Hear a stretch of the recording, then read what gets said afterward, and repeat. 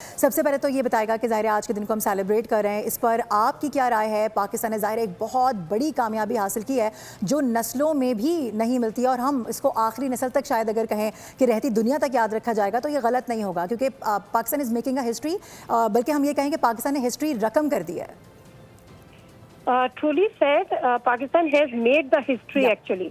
और यह बिल्कुल सही कह रही हैं कि रहती दुनिया तक याद किया जाएगा। देखिए, इससे जो पाकिस्तान ने जो पूरी दुनिया में अपना नाम रोशन किया है, और सबसे बड़ी बात ये कि अपने सॉफ्ट इमेज को हाईलाइट किया है।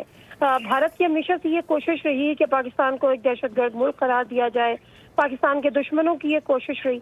लेकिन पाकिस्तान ने अपने ऊपर जो एक धब्बा लगाने की कोशिश की जाती थी, उसको यकसर ना सिर्फ मुस्तरद किया बल्कि उसको सफा हिस्ट्री से मिटा दिया। और पाकिस्तान ने अपने सॉफ्ट इमेज को उजागर करके एक सेफ सिटी के तौर पर वो नाम और अपने नाम किया। तो ये पाकिस्तान की बहुत बड़ी अचीवमेंट है। देखिए, हम आज भी जब पाकिस्तान स्टडीज का मुताला करते हैं तो बहुत सारी ऐसी अचीवमेंट हम पढ़ते रहे हैं अपने बचपन से, लेकिन अब आने वाली जो जनरेशन है वो ये पढ़ेगी कि पाकिस्तान ने किस तरह से सालिसी का किरदार अदा किया, पाकिस्तान ने किस तरह से अमेरिका को और ईरान की जंग को रोका, और तीसरी आलमी जंग रुकवाने में जो पाकिस्तान का अहम तरीन किरदार रहा। पाकिस्तान को हमेशा आइसोलेट करने की जो पाकिस्तान के दुश्मनों की कोशिश होती थी, आज उनसे पूछें कि वो कहाँ पर है।